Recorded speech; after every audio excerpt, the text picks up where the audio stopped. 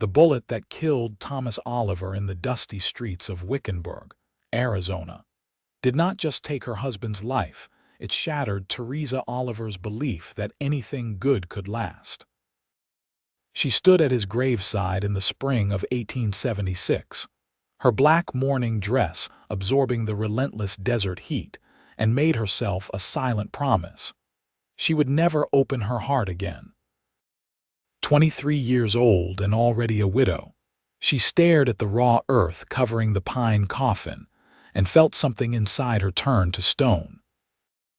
Love, she decided, was nothing more than a prelude to loss, and second chances were fairy tales told by fools who had not yet learned how cruel the world could be.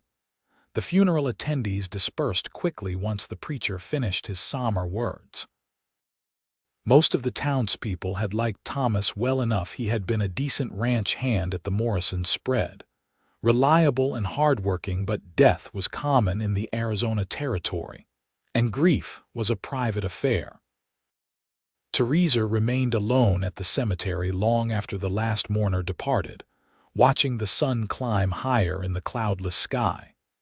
Her hands, encased in worn black gloves, trembled slightly as she finally turned away from the grave and began the long walk back into town. Wickenburg had grown rapidly since gold was discovered in the nearby Vulture mine years earlier, though by 1876 the initial rush had settled into something more permanent. False-fronted buildings lined the main street, their weathered wood bleached gray by the sun. The Hassayampa River, more sand than water this time of year, wound lazily past the town's eastern edge. Theresa had arrived here with Thomas 2 years ago, both of them full of hope that they could build something lasting in this harsh land. Now she walked alone past the general store, the saloon, the assayer's office, feeling utterly disconnected from the life bustling around her. The small house she had shared with Thomas sat at the edge of town, a modest structure with adobe walls and a tin roof that pinged and creaked as it expanded in the heat. She pushed open the door and was immediately struck by how empty the single room felt. Thomas's hat still hung on its peg by the door, his spare shirt draped over the back of the only chair. She could still smell the tobacco he favored in his evening pipe. But he was gone, shot down in a senseless argument over a card game he had not even been playing, in just wrong place, wrong time, wrong everything. Theresa removed her bonnet and set it on the rough-hewn table. She had no family to return to back east. Her parents had died of cholera when she was 16, and Thomas had been her entire world since she met him at 17. They had married quickly, maybe too quickly, but she had genuinely believed they would grow old together. 6 years of marriage, and she had nothing to show for it except debts, and this cramped little house that the landlord would surely claim within the month. The next morning, she forced herself to face reality. She needed work, and she needed it immediately. The general store owner, Mr. Pritchard, had offered her part-time help after Thomas died, but the wages were barely enough to keep her fed, let alone pay rent. The hotel needed a cook, but that position had been filled weeks ago. The only other option was the laundry service run by Mrs. Chen, a Chinese woman whose husband had died working on the railroad. Theresa swallowed her pride and made her way to the small building behind the boarding house where Mrs. Chen operated her business. "You work hard?" Mrs. Chen asked, her English accented but clear. She stood barely 5 feet tall, her graying hair pulled back in a tight bun, her hands red and chapped from endless hours in hot water. "Yes, madam," Theresa replied. "I am not afraid of hard work." Mrs. Chen studied her for a long moment, her dark eyes sharp and assessing. "You lose husband." "I lose husband too, 7 years past. Work helps. Keeps hands busy, keeps mind from dark places. You start tomorrow, Dawn." Theresa nodded, relief flooding through her. "Thank you, I will not disappoint you." "We see," Mrs. Chen said, not unkindly. "We see." The work proved backbreaking. Theresa spent her days scrubbing shirts and trousers on washboards, her knuckles growing raw despite the lye soap. She hauled buckets of water from the town pump, heated them over fires that made the already sweltering building feel like an oven, and hung endless lines of laundry to dry in the desert sun. But Mrs. Chen had been right, the physical labor did help. When she collapsed into bed each night, exhausted beyond measure, she fell asleep before grief could sink its claws too deeply into her thoughts. Weeks passed. Spring turned toward summer, and the temperature climbed higher still. Theresa moved through her days in a haze of routine, speaking only when necessary, keeping everyone at a careful distance. She rebuffed the few half-hearted attempts by local men to court her, her responses so cold they quickly learned to leave her alone. The other women in town whispered about her, calling her unfriendly and harsh, but Theresa did not care.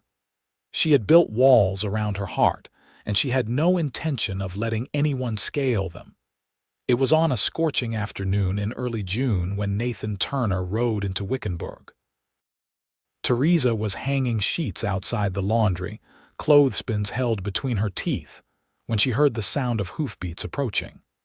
She glanced up reflexively and saw a man astride a dappled gray horse, his broad-brimmed hat pulled low against the sun. He sat easy in the saddle, the posture of someone who had spent most of his life on horseback. Even from a distance, she could see the dust of hard travel coating his clothes. The cowboy rode past without seeming to notice her, heading toward the center of town. Theresa returned her attention to the sheets, dismissing him from her thoughts as quickly as he had appeared. Drifters and cowboys passed through Wickenburg regularly, drawn by rumors of ranch work or mining opportunities.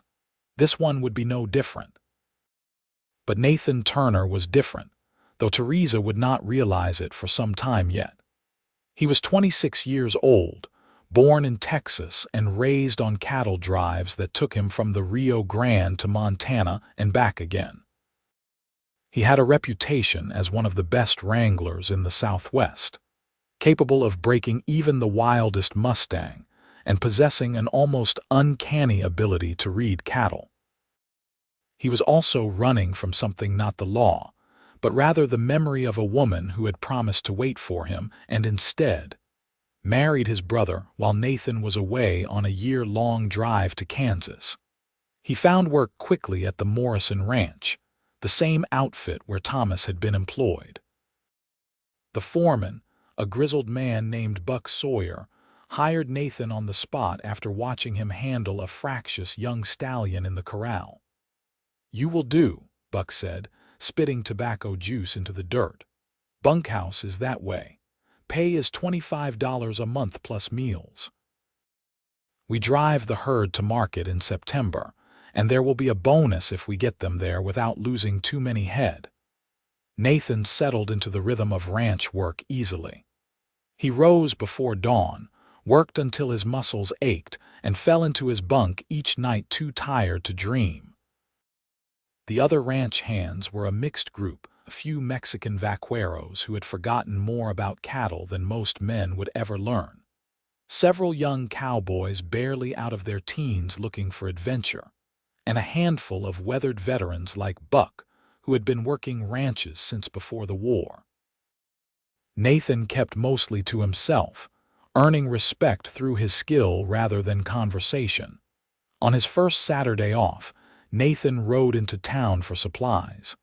He needed new work gloves, a few cans of peaches, and tobacco for his pipe. The general store provided everything except the gloves, which the owner said he could get from the cobbler down the street, who also did some leather work. Nathan thanked him and headed back out into the bright afternoon. He was walking his horse toward the cobbler's shop when he noticed the laundry building and the woman working outside it. She was hanging what looked like men's work shirts, her movements efficient and practiced. Her dark brown hair, pulled back in a simple braid, gleamed auburn in the sunlight. She wore a faded calico dress that had clearly seen better days, and her face, in profile, held a striking quality: high cheekbones, a determined jaw, full lips pressed together in concentration. But what caught Nathan's attention most was the profound sadness that seemed to emanate from her like heat from sun-baked stone. He found himself slowing, watching her work for a moment too long. She must have sensed his gaze because she turned abruptly, her gray eyes meeting his with an expression that could have frozen water in July. "Can I help you with something?" she asked, her tone making it clear she had no interest in helping him with anything at all. Nathan touched the brim of his hat politely. "No, madam, just admiring honest work. Apologies for staring." "Then perhaps you should move along," Theresa said flatly, turning back to her laundry. Most men would have taken offense at such a dismissal, but Nathan simply smiled, slightly not at her, but at himself. He recognized that particular brand of pain. He had worn it himself not so long ago. "Yes, madam," he said quietly, and continued on his way. Theresa watched him go from the corner of her eye, irritated with herself for even noticing. The cowboy was tall and well-built, with dark hair that curled slightly at his collar and a strong, weathered face. But she had no interest in tall cowboys or anyone else. She returned to her work with renewed vigor, scrubbing at a stubborn stain as if it had personally offended her. That night, Mrs. Chen observed her with knowing eyes over their simple dinner of rice and vegetables. "You see new cowboy today?" "I saw a man," Theresa replied carefully. "I see many men. They bring us their dirty clothes and we wash them. That is the extent of my interest." Mrs. Chen hummed, her expression suggesting she did not believe a word of it. But she let the matter drop, and Theresa was grateful. The summer heat intensified as June progressed. Nathan threw himself into his work at the Morrison Ranch, helping to repair fences damaged by winter storms, breaking new horses, and riding the range to check on the scattered cattle. The land around Wickenburg was harsh but beautiful in its own way. Saguaro cacti stood like sentinels against copper-colored cliffs, and the sunsets painted the sky in shades of orange and purple that seemed impossible. Nathan found a measure of peace in the vast emptiness, though loneliness still gnawed at him in quiet moments. He made a point of coming into town every Saturday, telling himself it was just for supplies or a decent meal at the hotel restaurant. But he found himself walking past the laundry more often than strictly necessary, catching glimpses of the sad-eyed woman who worked there. He learned her name by accident, overhearing Mrs. Chen call out to Theresa one afternoon. He learned she was a widow by listening to gossip at the saloon her husband shot dead in April. Such a tragedy, only 23 years old and already so bitter. Nathan knew he should leave her alone. He had no business thinking about any woman, especially one so clearly determined to remain alone. But something about Theresa Oliver called to him, some recognition of a kindred spirit. He understood what it meant to have your heart broken so badly you swore never to risk it again.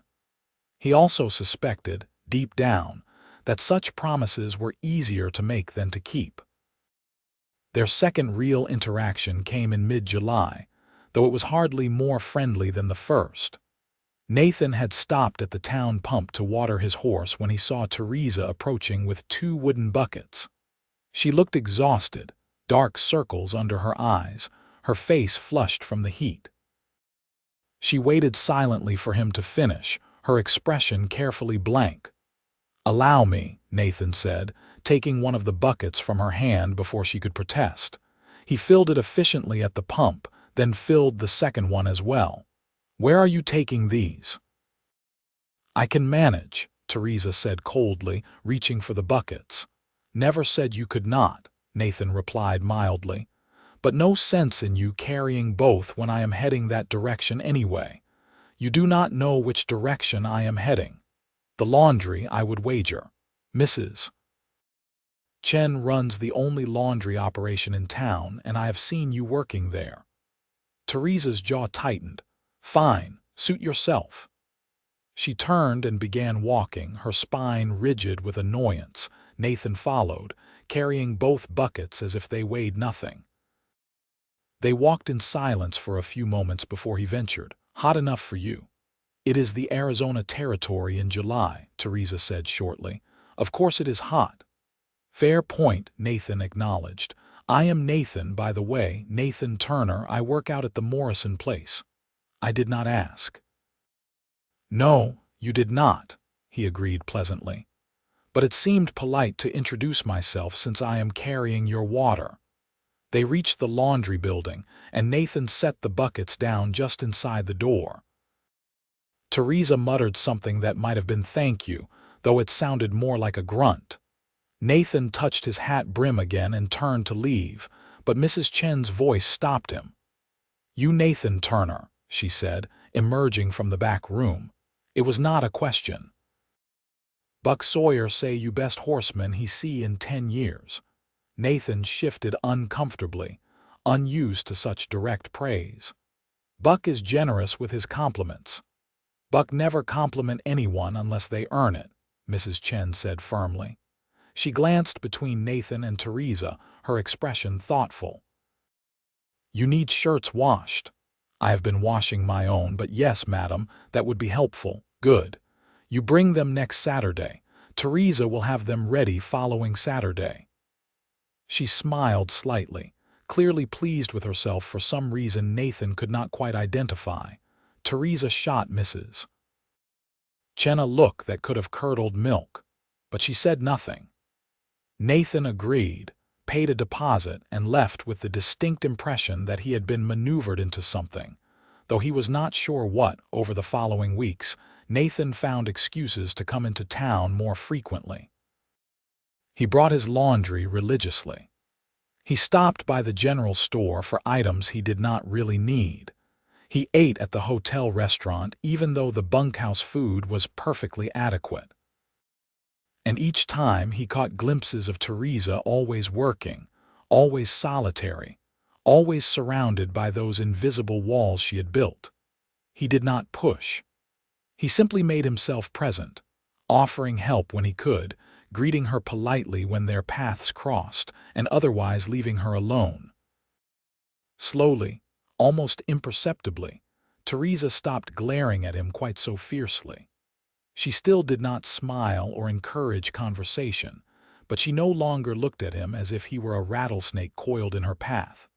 August arrived with temperatures that made July seem mild by comparison. The desert became an oven, and everyone moved slowly, conserving energy. One afternoon, Nathan was in town getting his horse Rashad when he heard shouting near the hotel. He looked up to see a drunk miner harassing a woman on the boardwalk. Theresa, he realized with a jolt. The miner had her backed against the wall, slurring something Nathan could not make out from this distance. Nathan moved without thinking, crossing the street in long strides. The lady does not seem interested in conversation, he said calmly, positioning himself between Theresa and the miner.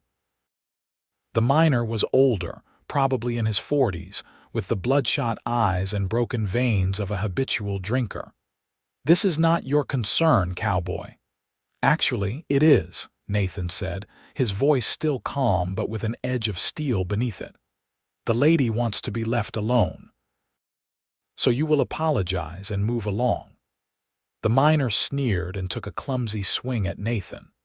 It was easy for Nathan to dodge, and easier still to grab the man's arm and twist it behind his back in a hold that left the miner cursing but immobilized. Within moments, the town sheriff appeared, drawn by the commotion. What is going on here? Sheriff Daniels demanded. He was a competent man, fair but firm, well-respected in Wickenburg. This man was bothering Mrs. Oliver, Nathan explained, still holding the struggling miner. I suggested he leave her alone, and he took a swing at me, the sheriff sighed. Henderson, you are drunk again. Get over to the jail and sleep it off, or I will lock you up proper this time. Nathan released the miner, who stumbled away cursing under his breath. The sheriff followed to make sure he actually went where he was told, and then Nathan was left standing with Theresa, who looked shaken despite her best efforts to appear unaffected. "Are you all right?" Nathan asked gently. "I was handling it," Theresa said, but her voice lacked its usual conviction. "I am sure you were," Nathan agreed, "but there is no shame in accepting help when some drunk fool decides to make himself a nuisance." Theresa wrapped her arms around herself, suddenly looking very young and very tired. "Why did you do that?" "Because it was the right thing to do," Nathan said simply. "And because no one should have to deal with that kind of behavior alone." For a moment, something flickered in Theresa's eyes, gratitude, maybe, or surprise. But then the walls came back up, and she straightened her shoulders. "Thank you," she said stiffly. "I should get back to work." She walked away quickly, leaving Nathan standing on the boardwalk wondering if he had just made progress or simply confirmed her belief that she could not rely on anyone. He hoped it was the former, but he suspected it might be the latter. That night, Theresa lay awake in her small house, staring at the ceiling. She kept replaying the scene with the drunk miner and, more specifically, Nathan's intervention. He had not hesitated, had not made a show of it, had simply stepped in and handled the situation efficiently. And afterward, he had not demanded gratitude or acted as if she now owed him something. He had just asked if she was all right and then let her leave. It bothered her. It bothered her because it was easier to maintain her protective isolation when people were selfish or cruel or indifferent. Nathan Turner was none of those things, and that made him dangerous in a way she had not anticipated. She had built her life around the certainty that she would never care about anyone again, that she would never risk the kind of pain that came with loss. But this cowboy, with his quiet competence and his gentle eyes, was threatening to crack the armor she had so carefully constructed. The next Saturday, when Nathan brought his laundry, Theresa actually looked him in the eye when she took the bundle. "Your shirts will be ready next week," she said, her tone a fraction less cold than usual. "Thank you," Nathan replied. He hesitated, then added, "If you ever need anything, help with something, or just someone to talk to, I am around." "I do not need anything," Theresa said automatically. But then, as if the words were dragged out of her against her will, she added, "But I appreciate the offer." It was a tiny crack in the walls, but Nathan recognized it for what it was. He nodded, smiled slightly, and left without pushing further. Progress, he thought. Slow, but progress nonetheless. The summer crawled toward its end. The heat remained relentless, but there was talk among the ranchers of the coming fall gather, and the cattle drive that would take the Morrison herd to market. Nathan would be going on the drive. Buck had already asked him to serve as one of the lead riders, which meant he would be away from Wickenburg for at least 6 weeks, possibly longer. The thought bothered him more than it should have, and he knew exactly why. He had not meant to develop feelings for Theresa Oliver.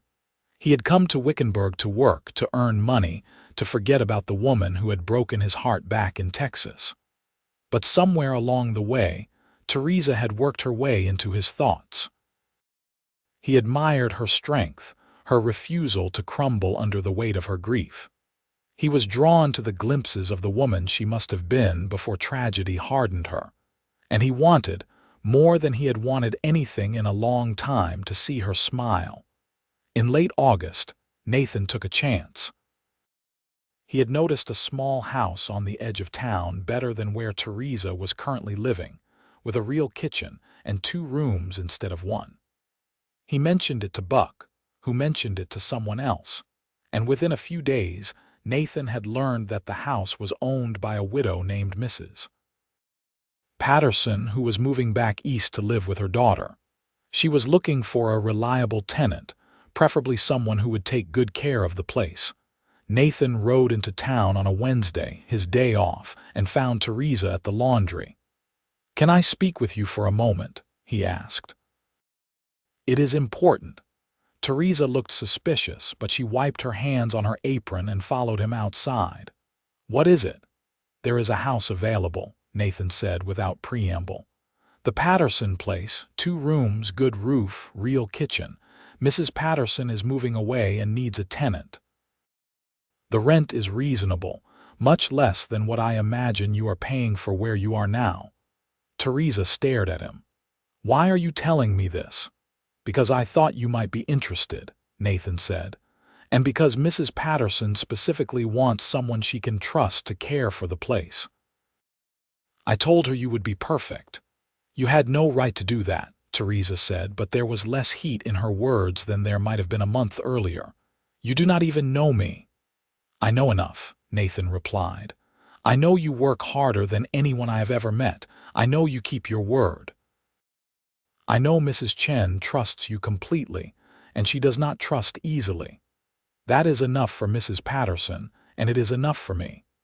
Theresa wanted to argue, wanted to tell him to mind his own business and stay out of her life. But the truth was, she was barely making rent on her current place, and the Patterson house sounded like a dream. "Why are you doing this?" she asked quietly. Nathan met her eyes steadily. "Because you deserve something better than what you have.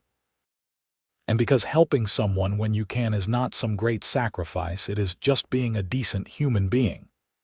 For the first time since Thomas died, Theresa felt tears prick at her eyes.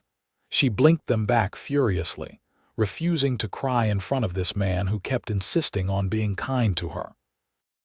"I will think about it," she managed.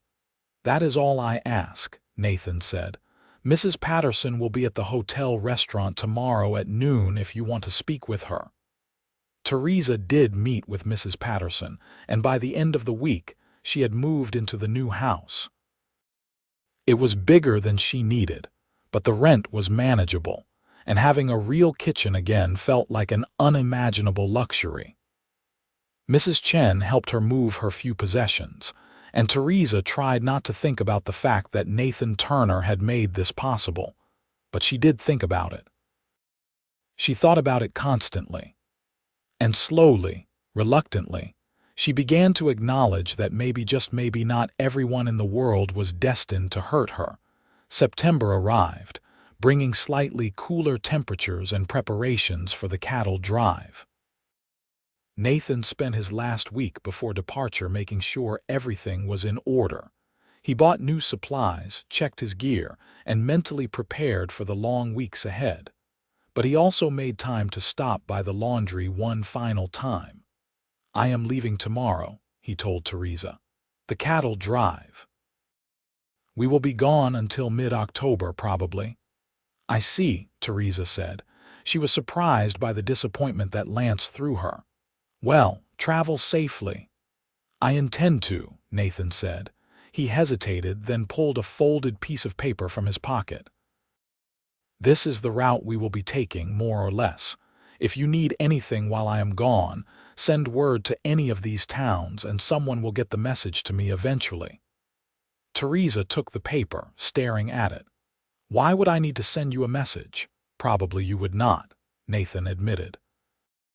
"But just in case, I would like to know that you could reach me if you wanted to." She looked up at him, and for once she did not immediately shut him out. "You are a strange man, Nathan Turner." "I have been called worse," he said with a slight smile. Then, more seriously, "Take care of yourself, Theresa." "You too," she said, and she meant it. The cattle drive was grueling, as Nathan had known it would be.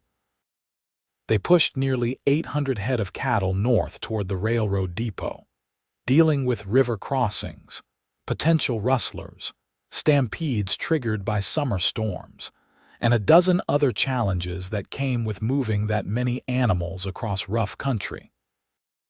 Nathan worked 16-hour days, slept on the hard ground, ate dust and beans and never complained. It was the life he had chosen, and he was good at it. But at night, sitting by the campfire with the other cowboys, his thoughts often drifted back to Wickenburg. He wondered how Theresa was doing, whether she was settling into the new house, whether she ever thought of him. He told himself he was being foolish. She had made it clear she had no interest in companionship, let alone anything more. But he could not quite shake the memory of that last conversation, the way she had almost smiled when she called him strange. Back in Wickenburg, Theresa discovered that Nathan's absence affected her more than she wanted to admit. She had grown accustomed to seeing him around town, to his polite greetings and his offers of help. Now that he was gone, she noticed the emptiness his absence created. It irritated her immensely. Mrs. Chen, of course, noticed. "You miss Cowboy," she said one evening. "I do not," Theresa protested. "Yes, you do," Mrs. Chen said calmly. "Is okay to miss people, is okay to care about people. Heart that never opens never breaks, but also never lives." "My heart lived once," Theresa said bitterly. "And look where it got me, Mrs." Chen set down the shirt she was mending and fixed Theresa with a penetrating stare. "Your husband, he die. That is tragedy, yes, but you still alive. You have choice hide from life because it hurt before, or live life even though it might hurt again. Only you can decide which is worse." Theresa did not respond, but the words haunted her. Was she really living, or just going through the motions? When had she last felt anything besides grief and anger? The answer came unbidden. She had felt something when Nathan helped her, when he spoke to her, when he left for the cattle drive. She had felt interested, confused, even cautiously hopeful. And she had hated feeling those things because they made her vulnerable. October arrived, and with it, anticipation of the drive's return.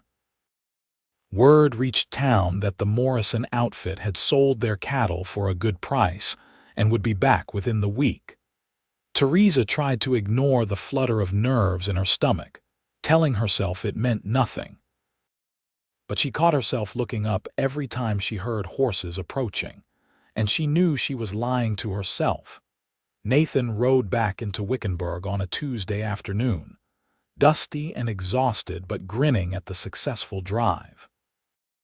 The bonus pay Buck had promised would see him through the winter comfortably. And there was talk of the Morrison outfit expanding next year, which meant steady work for good men. But first, Nathan wanted a hot bath, a real meal, and to see a certain dark-haired woman who occupied entirely too much of his thinking. He got the bath and the meal first, then cleaned up and headed toward the laundry as evening approached. Mrs. Chen was closing up for the day when he arrived. She took one look at him and smiled. "She at new house, you know where it is." "I do not want to intrude," Nathan said.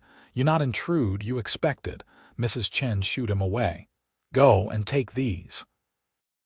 She pressed a small bundle into his hands, wildflowers someone had left at the laundry earlier, probably a gift for doing good work. Nathan walked to the Patterson house, Theresa's house now, with the flowers feeling absurdly heavy in his hand. What was he doing? He had no claim on her, no reason to think she would welcome his attention.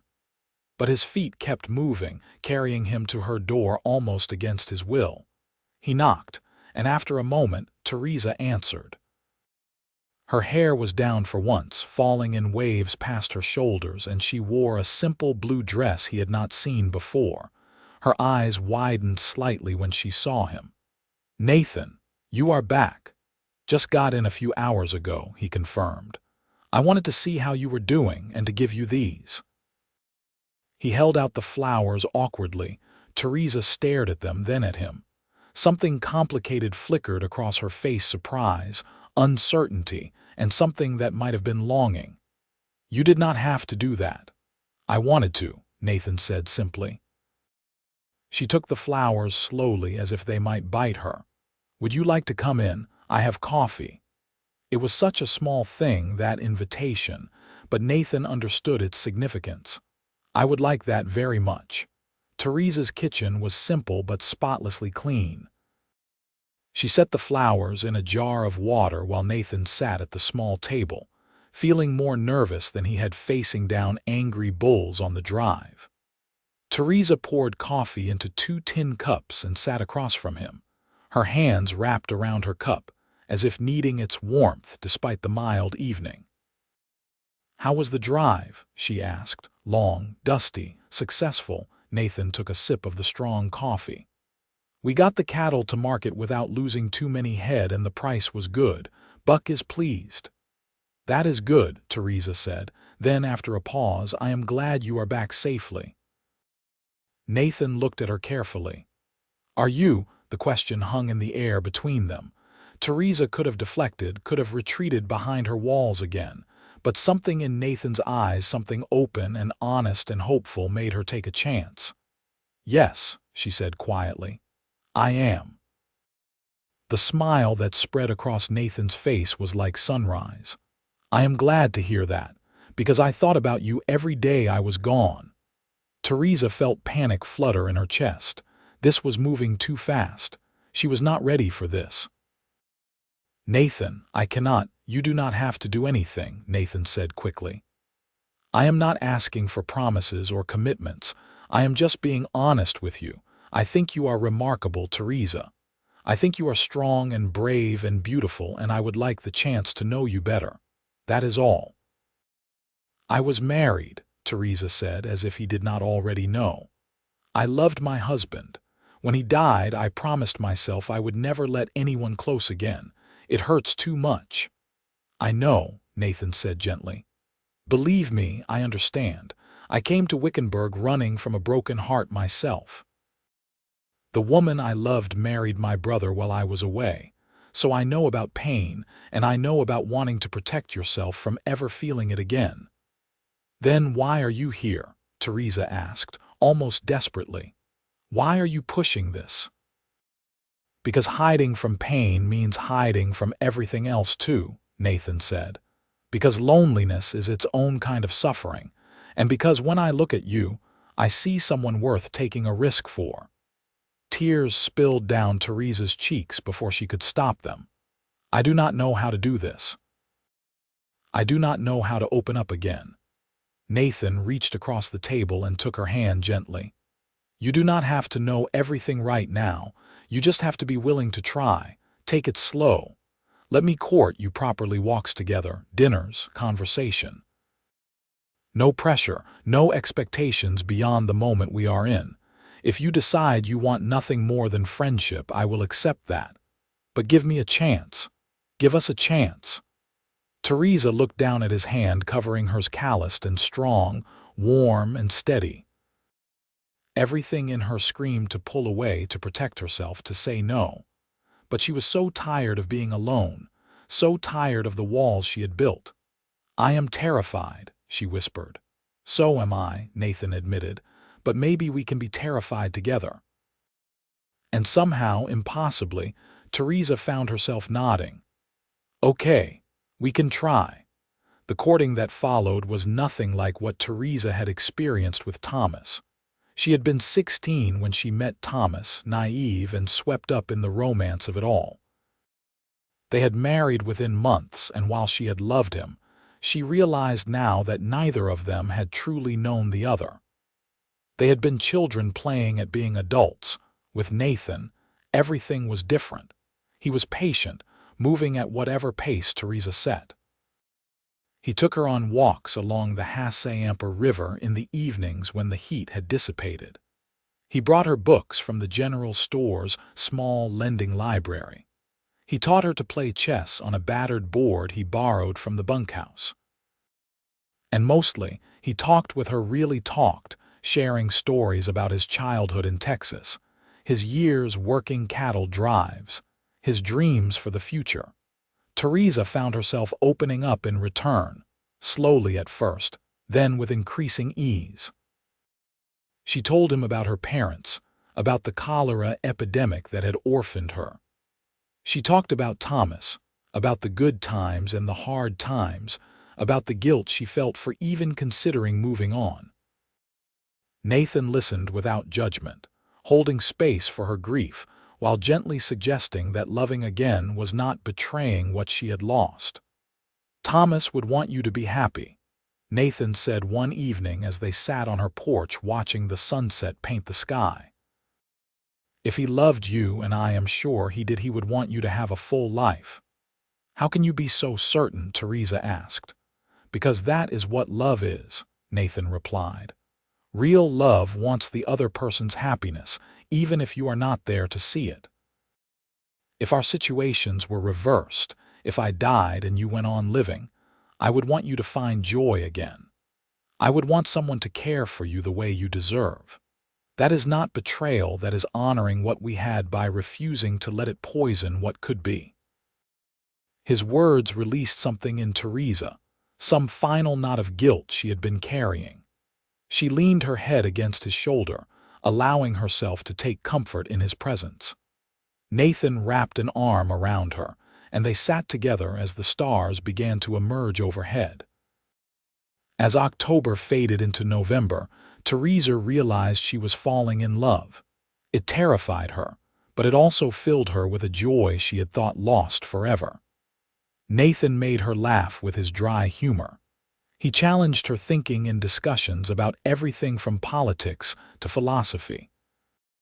He was unfailingly kind, not just to her, but to everyone he encountered.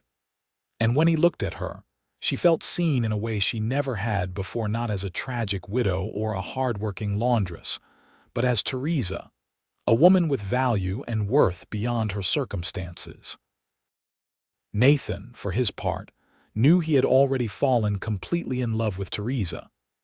Everything about her fascinated him: her sharp intelligence, her hard-won strength, the way she was gradually allowing softness back into her life. He loved the sound of her rare laughter. He loved how seriously she took their chess games, her brow furrowing in concentration. He loved the way she had begun to relax around him, the walls coming down brick by brick. One evening in late November, Nathan asked the question that had been building in his heart for weeks. They were in Theresa's kitchen, having just finished the dinner she had cooked. "I need to tell you something," he said, his voice steady despite his nerves. Theresa looked up from clearing the dishes. "What is it?" "I love you," Nathan said simply. "I am completely, utterly in love with you, Theresa Oliver. And I know you might not be ready to hear that, but I needed to say it. You deserve to know." Theresa set down the plates with trembling hands. Her heart was racing, fear and hope warring within her. "Nathan, you do not have to say it back," Nathan interrupted gently. "Not until you are ready. I just wanted you to know where I stand." But Theresa shook her head, a smile beginning to spread across her face. "You do not understand. I was going to say that I love you too. I did not think I could ever feel this way again, but I do. I love you, Nathan Turner." The kiss that followed was tender and passionate and full of promise. When they finally pulled apart, both were breathless, and Theresa was crying happy tears. Nathan wiped them away with his thumbs, cradling her face in his hands. "You gave me a second chance," he said softly. "When I came here, I thought I was done with love, but you showed me I was wrong." "You did the same for me," Theresa replied. "I did not believe in second chances. But you proved me wrong. You gave me a beautiful new beginning." They stood together in the kitchen, holding each other as the evening deepened outside. Theresa felt something she had not experienced since before Thomas died. Hope. Real, genuine hope for the future. She had spent so long building walls to protect herself from pain that she had forgotten what it felt like to truly live. Nathan had reminded her. He had been patient and kind and persistent, refusing to let her hide away forever. December brought cooler weather and talk of the coming holidays. Nathan spent every free moment with Theresa, and the town had long since accepted them as a couple. Mrs. Chen was particularly pleased. often remarking that she had known from the start they were meant for each other. Buck Sawyer joked that Nathan was useless around the ranch anymore, too busy mooning over his girl to focus on work. Though his tone was affectionate, on Christmas Eve, Nathan took Theresa to a dance at the community hall.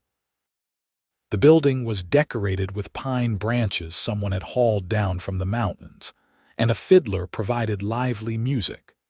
Theresa wore her best-dressed dark green calico that brought out her eyes, and Nathan had polished his boots until they shone. They danced together, swaying to the music, completely absorbed in each other. During a break in the music, Nathan led Theresa outside where they could have privacy. The night was cool but not cold, the sky ablaze with stars.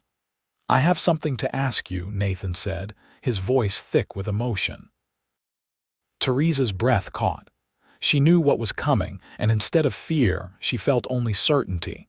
Nathan took both her hands in his. "Theresa Oliver, you are the strongest, bravest, most beautiful woman I have ever known. You took my broken heart and helped me heal it, and in doing so, you healed your own. I want to spend the rest of my life making you happy. Will you marry me?" "Yes," Theresa said without hesitation. "Yes, 1,000 times yes." Nathan pulled her into his arms, lifting her off her feet and spinning her around as she laughed. When he set her down, he kissed her deeply, pouring all his love and joy into that single moment. "I do not have a ring yet," he admitted sheepishly, "but I will get you the finest one I can afford." "I do not need a fancy ring," Theresa said.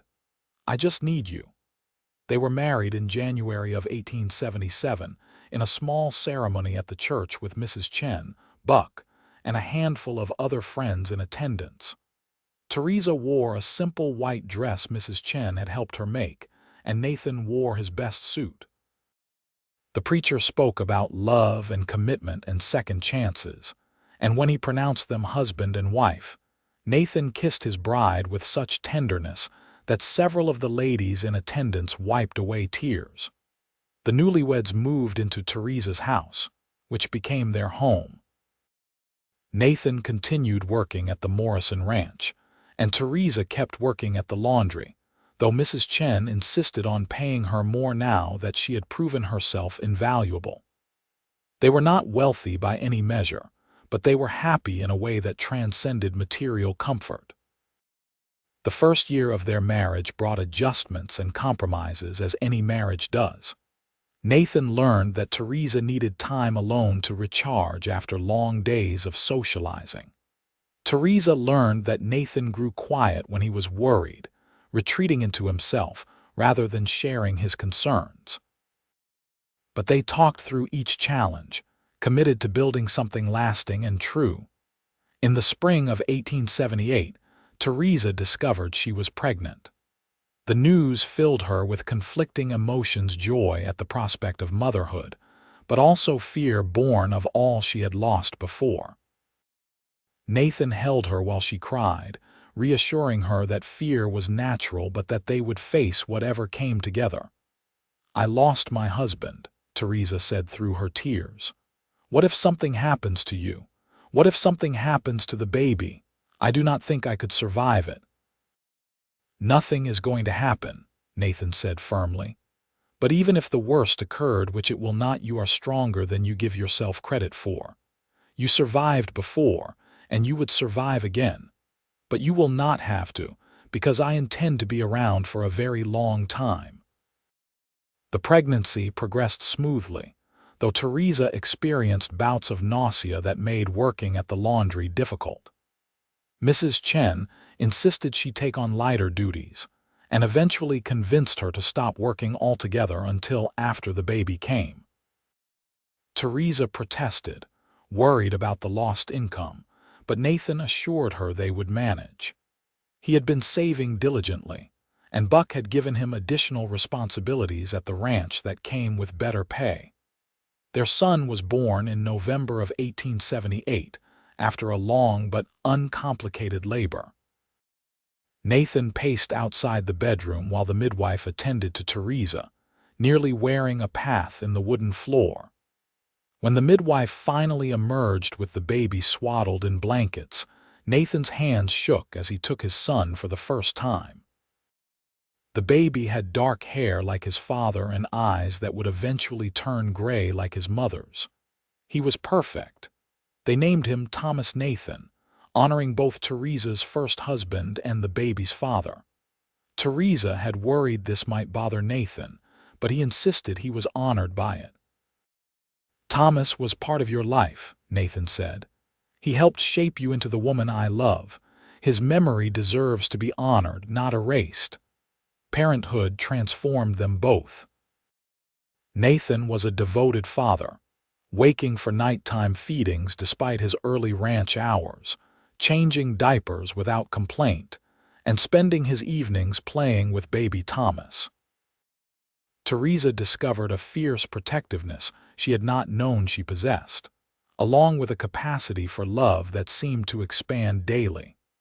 Watching Nathan with their son, seeing the gentleness and patience he brought to fatherhood, made her fall in love with him all over again.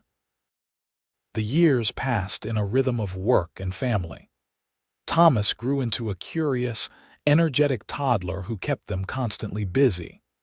In 1881, their daughter arrived, Josephine, with her father's dark eyes and her mother's determined chin. The house felt full in the best possible way, echoing with children's laughter and the controlled chaos of family life. Nathan had been promoted to foreman at the Morrison Ranch after Buck retired, which brought more responsibility but also significantly better pay. They were able to buy the house from Mrs. Patterson's estate, making it truly their own. Theresa no longer worked at the laundry, instead focusing on their children and taking in occasional sewing work she could do at home. Mrs. Chen remained a close friend, often stopping by to visit and bring small gifts for the children.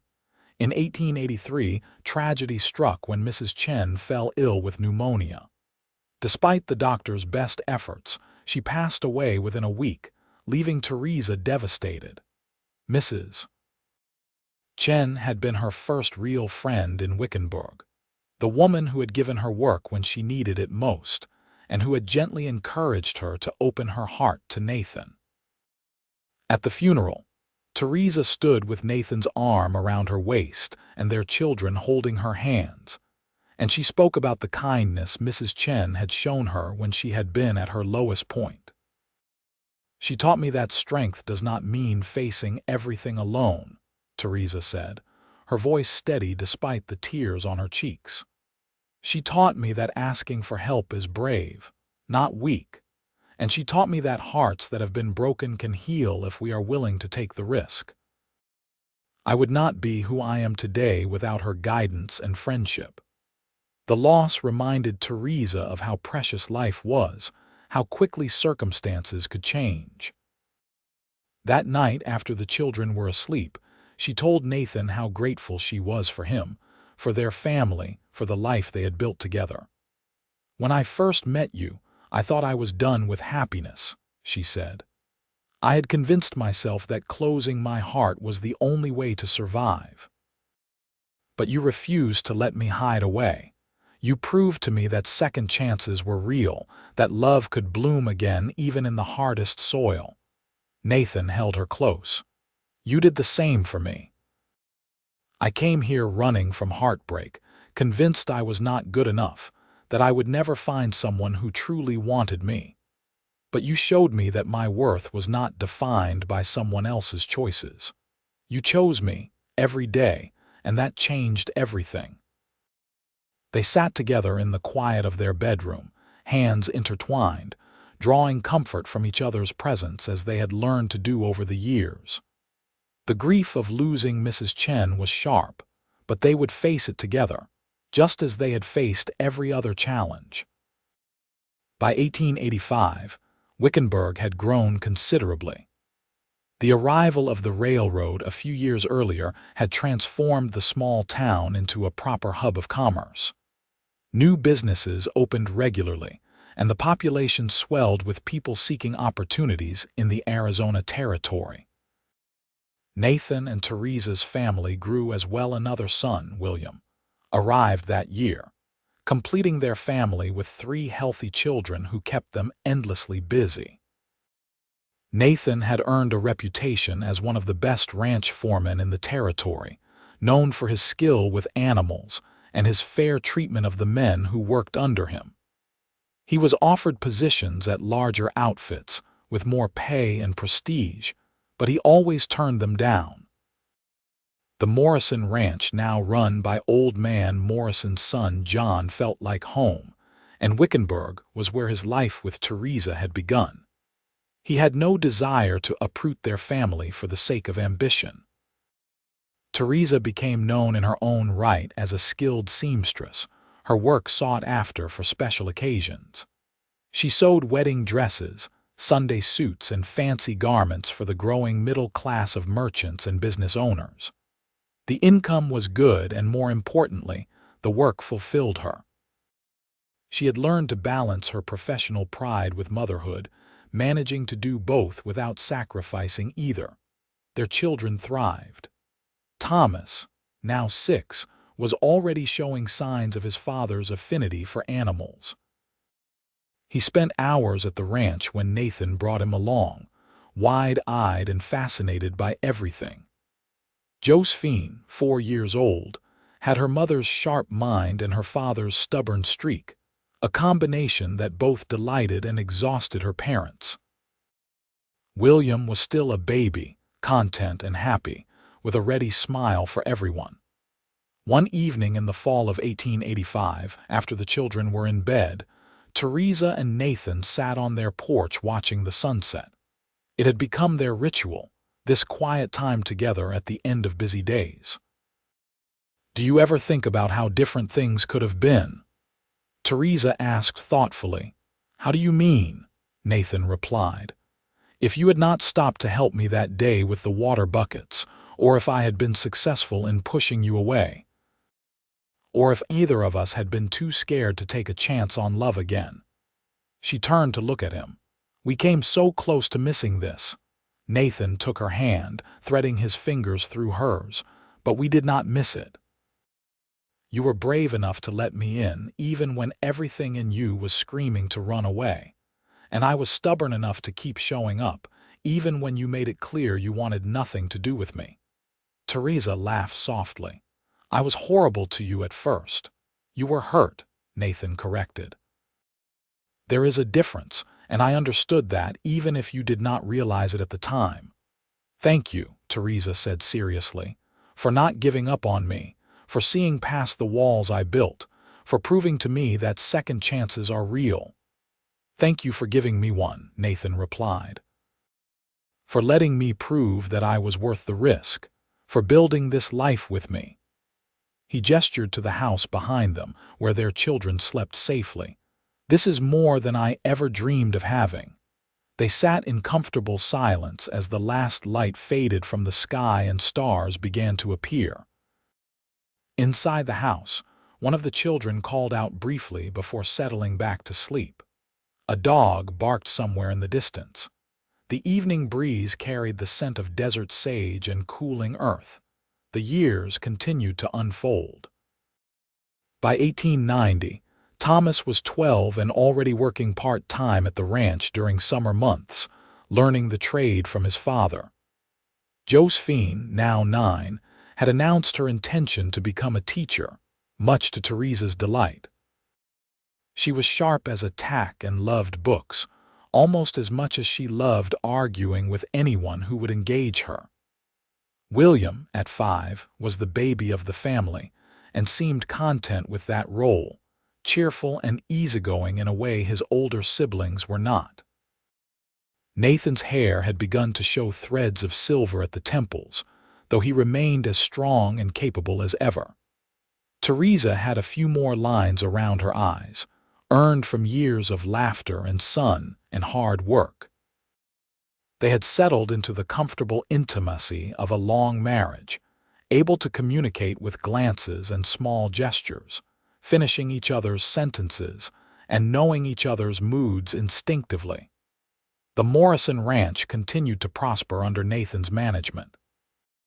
He had expanded their breeding program, developing a line of cattle that thrived in the harsh Arizona climate. John Morrison increasingly deferred to Nathan's judgment on major decisions, trusting his foreman's instincts implicitly. There was talk of making Nathan a partner in the operation, which would represent a significant change in their financial circumstances. When John officially made the offer in the spring of 1892, Nathan discussed it thoroughly with Theresa before accepting. Becoming a partner meant not just more money, but also more responsibility and risk. If the ranch failed, they would share in those losses, but it also meant security for their children's future and recognition of Nathan's years of dedication and skill. "What do you think?" Nathan asked after explaining all the implications. Theresa did not hesitate. "I think you have earned this a dozen times over, and I think we have faced risks before and come through stronger. We will do the same if challenges arise." Nathan pulled her into his arms. "Have I told you lately that I love you?" "This morning," Theresa replied with a smile, "but I would not mind hearing it again." "I love you," Nathan said, kissing her forehead. "More every day if that is even possible."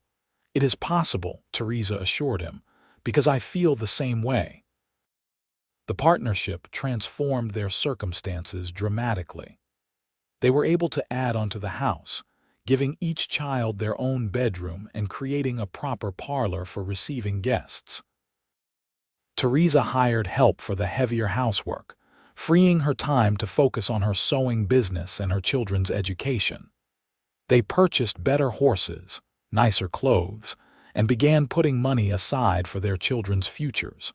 But prosperity did not change who they fundamentally were. Nathan still worked alongside his ranch hands, refusing to become the kind of boss who directed from a distance. Theresa still did her own cooking and insisted the children help with household chores, believing that understanding the value of work was more important than any amount of money. They gave generously to those in need, remembering their own struggles and determined to help others as they had been helped. In 1895, Thomas announced his intention to go to college, much to his parents' surprise and pride. He wanted to study animal husbandry and modern ranching techniques at a new agricultural college in California. Nathan was torn between pride in his son's ambition and sadness at the thought of him leaving. Theresa, remembering how her own parents had encouraged her dreams, insisted they support Thomas fully. "He will come back," she told Nathan as they discussed Thomas's plans. "He loves the ranch and this land, but let him go learn and grow and become his own man. He needs that." Nathan knew she was right, though it did not make saying goodbye any easier when Thomas left that fall. The house felt emptier without his eldest son's presence, and Nathan found himself understanding for the first time how parents felt watching their children become adults. But Thomas thrived at college, sending regular letters full of enthusiasm about his classes and new ideas for the ranch. Josephine, now 14, remained focused on her goal of teaching. She helped at the local schoolhouse whenever she could, assisting the teacher with younger students and proving herself a natural educator. William, at 10, was still figuring out his path but showed an interest in mechanics and how things worked, often taking apart and reassembling household items to understand their function. As the century drew to a close, Nathan and Theresa found themselves reflecting on the life they had built. Nearly 20 years had passed since their wedding, and their love had only deepened with time. They had weathered difficulties, hard winters, drought years, Thomas's departure for college, the normal challenges of raising children and running a ranch. But they had faced everything together, their partnership stronger than any individual obstacle. On New Year's Eve of 1899, they hosted a party at their home, inviting friends and family to celebrate not just the new year but the new century about to dawn. The house was full of laughter and music, with Josephine playing piano and William showing off a mechanical toy he had built. Thomas had come home for the holidays, bringing stories from college and new ideas that had both Nathan and John Morrison excited about the ranch's future. As midnight approached, Nathan found Theresa on the porch, taking a brief respite from hosting. He wrapped his arms around her from behind and she leaned back against his chest. "Happy?" he asked softly. "Impossibly so," Theresa replied. "Sometimes I still cannot believe this is my life. That I have you, our children, this home, this community, when I think about where I was when we met." "You were surviving," Nathan said, "doing what you had to do to get through each day, but now you are living, truly living. We both are." "Because of you," Theresa said, turning in his arms to face him. "Because you refused to let me give up on happiness. Because you proved that second chances are not just possible but can lead to something even more beautiful than what came before." Inside, someone called out that midnight was approaching. Nathan and Theresa rejoined their guests, standing together as the countdown began. When the clock struck 12 and the new century officially arrived, Nathan kissed his wife thoroughly to the cheers and applause of everyone present. The new century brought changes to Wickenburg and to their family. Arizona officially became a state in 1912, a transformation that Nathan and Theresa witnessed with fascination. Thomas returned from college with his degree, and a wife, a lovely young woman named Elizabeth whom he had met at school. They joined the ranch operation, bringing fresh ideas and energy that helped the business continue to thrive. Thomas and Elizabeth gave Nathan and Theresa their first grandchild in 1898, a boy they named Nathan in honor of his grandfather. Josephine fulfilled her dream of becoming a teacher, taking a position at the Wickenburg schoolhouse where she taught with passion and skill.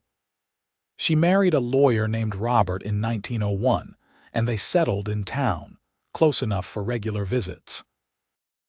William, true to his interests, moved to Phoenix to work with the new automobile mechanics appearing in the growing city. Though he came home often, as Nathan and Theresa grew older, they gradually stepped back from the most demanding work, though neither fully retired. Nathan remained involved in ranch decisions, his wisdom and experience invaluable even as his body no longer allowed him to work from dawn to dusk. Theresa continued her sewing, creating intricate quilts for her grandchildren, and taking on special commissions that interested her. By 1920, they were grandparents several times over, their house frequently full of children's voices and laughter. Nathan's hair had gone completely silver, and Theresa wore glasses for close work, but they remained devoted to each other, their love evident in every glance and gesture.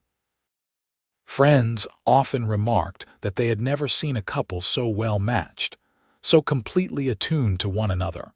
One evening in the spring of 1922, they sat on their porch as they had done thousands of times before. They were in their 60s now, but still healthy and active, blessed with good constitution and years of hard work that had kept them strong. The sunset that night was particularly spectacular, painting the desert in shades of gold and crimson. "You remember the first time we sat here together?" Theresa asked. "When you told me that Thomas would want me to be happy." "I remember," Nathan said. "You were so resistant to the idea of moving on, so determined to stay locked in your grief." "I was terrified," Theresa admitted. "Terrified of losing someone again. Terrified of the pain that comes with love. But you taught me that love is worth the risk, that a life lived in fear of loss is not really a life at all." Nathan took her hand, his grip still strong despite the arthritis beginning to stiffen his joints. "You taught me that healing is possible, that our past does not have to define our future. That second chances are not just about finding love again, they are about choosing to believe in hope even when everything seems hopeless. They sat in comfortable silence as the sun sank below the horizon. Inside, they could hear Thomas and Elizabeth putting their youngest grandchild to bed. The ranch stretched out before them, prosperous and well-managed, a legacy they would pass on to their children and grandchildren. The town of Wickenburg had grown around them, evolving from a rough frontier settlement into a proper community with schools and churches and paved streets. "I would not change a single thing," Theresa said softly. "Not the pain that came before, because it led me here. Not the fear I felt, because overcoming it made me stronger. Not one single moment of this life we built together." "Neither would I," Nathan agreed. He raised her hand to his lips and kissed it gently. "You gave me everything, Theresa. You gave me love, family, purpose, joy. You proved that the cowboy who rode into town broken-hearted could find not just healing but happiness beyond his wildest dreams." "And you gave me a beautiful new beginning," Theresa replied, her eyes bright with tears of joy, "when I did not believe such a thing was possible." As the stars began to appear in the darkening sky, Nathan and Theresa remained on their porch, hands clasped, hearts full. Their story had begun in grief and skepticism, with walls built high and hearts locked tight against further pain. But patient love had won, proving that second chances were real, that healing was possible, that life could bloom even in the harshest desert. The years that followed continued in much the same vein, surrounded by family, engaged in work that mattered, and always, always together. They celebrated their golden wedding anniversary in 1927 with a party that brought together 3 generations of family and friends from across the state. Thomas gave a speech honoring his parents, talking about the lessons they had taught through their example. The importance of perseverance, the power of forgiveness, the necessity of hope, and above all, the transformative nature of love freely given. Nathan and Theresa lived to see the Great Depression that began in 1929, though their diversified holdings and careful management protected them from the worst of it. They used their resources to help others, hiring men who needed work, extending credit to struggling neighbors, and feeding anyone who showed up at their door hungry. Having known hardship themselves, they never forgot the value of compassion. They celebrated their 60th wedding anniversary in 1937, now in their 80s but still sharp-minded and engaged with the world. They had 6 grandchildren and 3 great-grandchildren by then, a family tree that spread wide and strong. Each of their children had found their calling, building lives they found meaningful and fulfilling. The ranch continued to prosper under Thomas's management, incorporating new techniques and technologies while maintaining the core values Nathan had instilled. As Nathan approached his mid-80s, his health began to decline. He had lived a full life, worked hard, loved deeply, and built something lasting. He faced the approaching end with the same quiet courage he had brought to everything else, concerned primarily with making sure Theresa would be cared for after he was gone. "Do not talk like that," Theresa scolded him gently one afternoon as they sat together in their bedroom. "You are not going anywhere." "We both know that is not true," Nathan said, his voice weak but still warm. "But I am not afraid. I have had a beautiful life, Theresa, more than I ever dreamed possible, and it was beautiful because I spent it with you."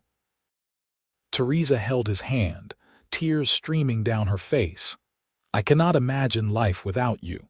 "You will be fine," Nathan assured her. "You are the strongest person I have ever known. You survived before you met me, and you will survive after I am gone. Though I hope that will not be for a good long while yet." It was not for a while. Nathan rallied, and they had another year together, one final gift of time. They spent it surrounded by family, sharing stories, giving advice, and soaking in every precious moment. Nathan passed peacefully in his sleep in the spring of 1938, Theresa holding his hand as he drifted away. The funeral was attended by what seemed like the entire town of Wickenburg and beyond. Person after person spoke about Nathan's character, his generosity, his skill, his kindness. But Theresa, when she stood to speak, focused on something else: his capacity for love and his belief in second chances. "My husband taught me that it is never too late to begin again," she said, her voice clear despite her grief. "That walls built to protect ourselves can become prisons if we are not careful. That love is always worth the risk, even when we have been hurt before. He proved to me, through patience and persistence and unwavering devotion, that second chances are not just real but can lead to something more beautiful than we ever imagined. I am grateful for every single day we had together." Theresa lived another 5 years after Nathan's passing, surrounded by family who made sure she was never alone unless she wished to be. She remained engaged and active, still sewing, still gardening, still hosting family dinners and dispensing advice to her grandchildren and great-grandchildren. But everyone could see that part of her was missing, that she was waiting to be reunited with her beloved husband. She passed away peacefully in 1943 at the age of 90. Her last words, spoken to Josephine, who sat holding her hand, were, "Tell your father I am coming home." And then she closed her eyes and slipped away, a small smile on her face. They buried her next to Nathan in the Wickenburg cemetery, under a shared headstone that read, "Nathan and Theresa Turner. Together they proved that second chances lead to beautiful new beginnings." 1850–1938 and 1853–1943. Their children stood at the graveside, along with grandchildren, great-grandchildren, and friends spanning 3 generations. And as the preacher spoke the final words, a soft breeze stirred the desert air, carrying with it the scent of sage and sun-warmed earth, the smell of Arizona, of home, of a love story that had spanned decades and transformed everyone it touched. The legacy Nathan and Theresa left behind was not just the ranch or the family or the material success they had achieved. It was something more intangible but infinitely more valuable: the example of what love could accomplish when given freely and received courageously. They had shown that grief need not be permanent, that walls could come down, that hearts could heal. They had proven that second chances were not just possible but precious, offering opportunities for happiness that first chances might not provide.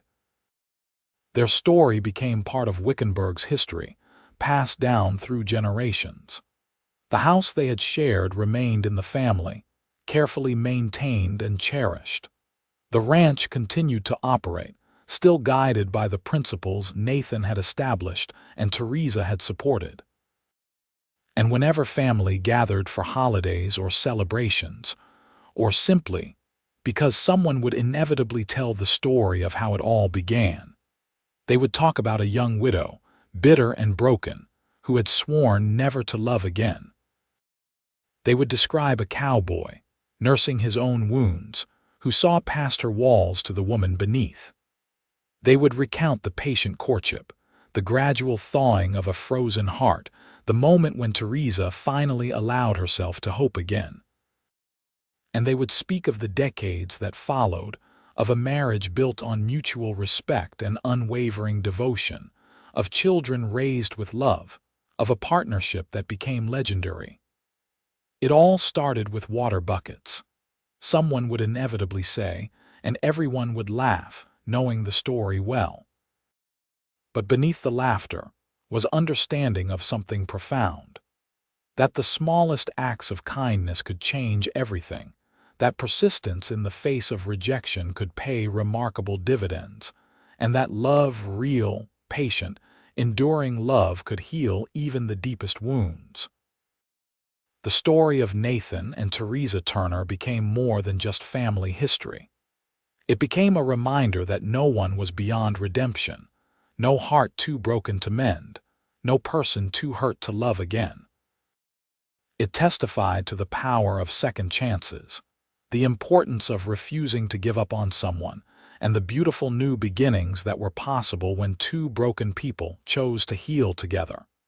In the years and decades that followed their passing, Wickenburg continued to grow and change. The Old West gave way to the modern era, with automobiles replacing horses, electricity replacing oil lamps, and paved highways connecting small towns to bustling cities. But through all the changes, the story remained, passed down as carefully as family heirlooms, treasured as evidence that true love was not just a fairy tale but a real possibility for those brave enough to risk their hearts. And sometimes, on quiet evenings when the desert sunset painted the sky in impossible colors, residents of Wickenburg would stand on their porches and think about Nathan and Theresa. They would remember a love story that began in pain and skepticism, but grew into something beautiful and lasting. They would reflect on the courage it took for both of them to try again after having their hearts broken. And they would take comfort in knowing that second chances were real, that love could bloom in the harshest soil, and that beautiful new beginnings were always possible for those willing to believe. The cowboy and the widow who refused to believe in second chances had proven, through 60 years of devotion, that love was worth any risk, that healing was possible, and that the most beautiful chapters of our lives might be the ones we never expected to write. Their story, etched in the very foundations of Wickenburg, stood as eternal testament to hope, resilience, and the transformative power of love freely given and courageously received. And so their tale ended not with sadness but with celebration of a life well lived, a love fully realized, and a legacy that would endure for generations. They had found each other in the spring of 1876, two broken people in a harsh land. They had built something beautiful from shared pain and mutual healing, and they had left behind more than descendants or property or wealth. They had left proof that second chances were real, that love could conquer fear, and that beautiful new beginnings were always possible, even in the Wild West, even when hope seemed lost, even when you were certain you would never believe in love again.